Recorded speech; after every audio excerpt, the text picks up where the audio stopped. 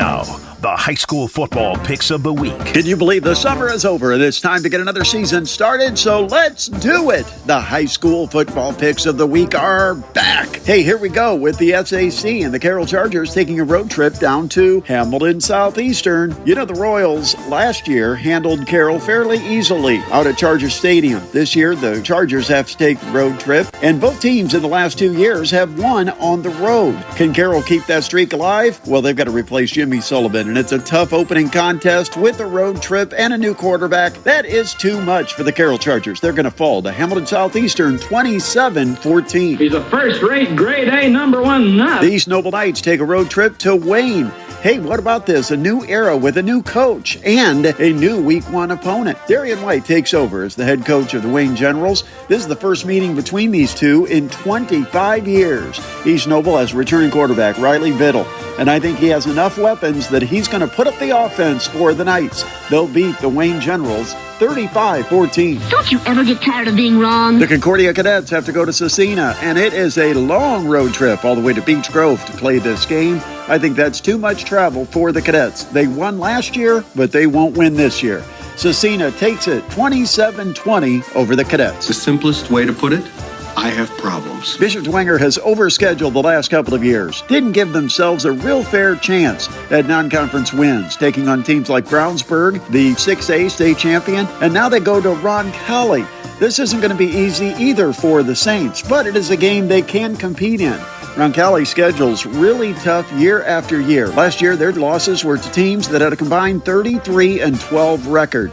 They don't get beat by teams that hover around 500, which is where the Saints have been. It's a solid team for Bishop Dwenger this year, but it's a really tough road trip. Roncalli wins it 21-18. Do you know how crazy that sounds? It's the 1380 The Fan Game of the Week as the Bishop Lures Knights head to Leo. Over the last 35 years, the series dead even at 3 wins apiece. Leo's going to debut a new quarterback, but will rely heavily on a healthy Nathan Foster to carry the ball and hopefully run them to a win. Bishop Lures comes off their trip to a state championship game, and I think there's still enough talent at Bishop Lures to get the job done. It's going to be a good one between these two powerhouse programs, but Bishop Lures gets the victory 30-20. You are one pathetic loser. The Northrop Bruins will be an interesting take this year. They've got the return of their starting quarterback. They've got weapons on the outside, and do they have a defense? That's going to be the big question for the Bruins this season as they'll open up with a road trip to New Haven. Last year, these two teams couldn't stop each other. Bruins won it 53-48. I think it's going to be similar this year. Give Northrop a 48-29 win over the Bulldogs. Oh, no, I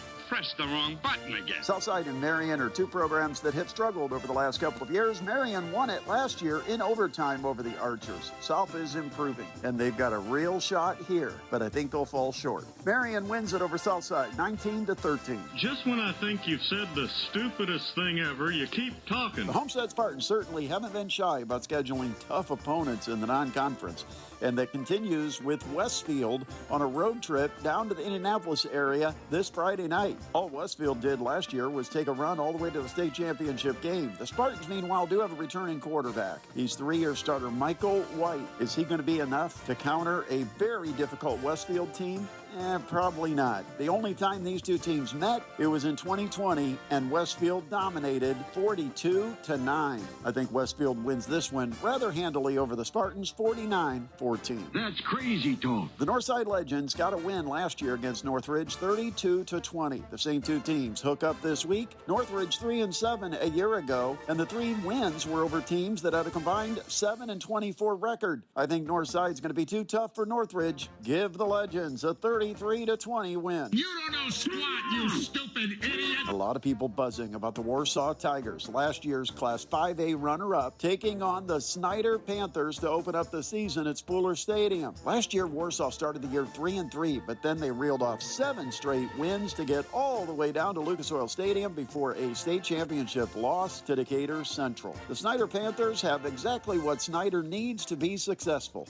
A good offensive line, a couple of really good running backs, and a manageable defense. That defense is going to be challenged by Warsaw's triple option attack, but Snyder will get the win at home, 38-24. Look at this idiot. One ball and no brains. Angola visits DeKalb to open up the season as the Northeast Corner Conference takes on the NE8. Last year, both teams 4-6, and both teams lost their opening sectional game. DeKalb will have a new coach, Ryan Robertson, who comes over from East Noble. I think DeKalb is going to be too much for Angola, and the Barons win the opener, 36-22 over the Hornets. You're a smart man. The Columbia City Eagles have changed up their schedule and have a new Week 1 opponent, and it's a tough one. They're going up on the road to Napanee to take on Northwood. Last year, the Panthers averaged 35 points per game in their wins, but they only scored about 17 points in their losses. Columbia City will defend, allowing 18 points or less in 7 of their 10 games last year, and as a result, Columbia City gets a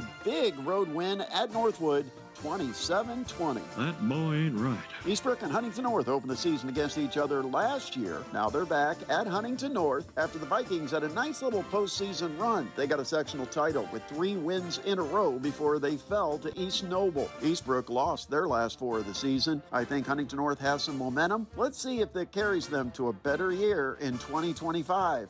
I'll give the Vikings an opening win over Eastbrook, 41-20. You know, I didn't think this could get any worse, but haha, it has. It has been a tough run for the Belmont Braves. They have gone 3 straight winless seasons. It is now a losing streak that is 32 and counting. The last win for the Braves, October 8th, 2021. They'll host Heritage this Friday. Can the Patriots be the victim that Belmont's been looking for? No, Heritage will win it 40-7. Anybody care what this guy thinks? No! Last year was a dream run for Mississinawa. Man, were they good. 11-0, and then taking on Bishop Luers in a 3A regional championship game last year. Of course, Bishop Luers edged Mississinawa in that contest. And now Norwell will open the season against Mississinawa after they've allowed 42 or more in each of their last 5 games a season ago. That's going to spell trouble for the Knights. They'll drop it to Mississinawa 44-12.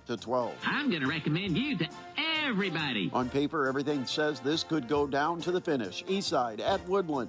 Both teams were at 500 last year. Eastside won the head-to-head meeting 25-11. I think this one is a nail-biter. Eastside gets a 21-20 win over the Warriors. I didn't think it was physically possible, but this both sucks and blows. Everybody noticed what happened last year when Garrett opened the season with a victory over Adams Central. The Railroaders didn't lose all season long until they faced Luers in the semi-state. 13-1 last season for the Railroaders, and it all started with a 20-7 win over the Flying Jets. Well, Garrett graduated just too many players. They've got a new coach. They've got new talent. It's going to be a tough start for Garrett with an experienced Adams Central team lined up on the other side.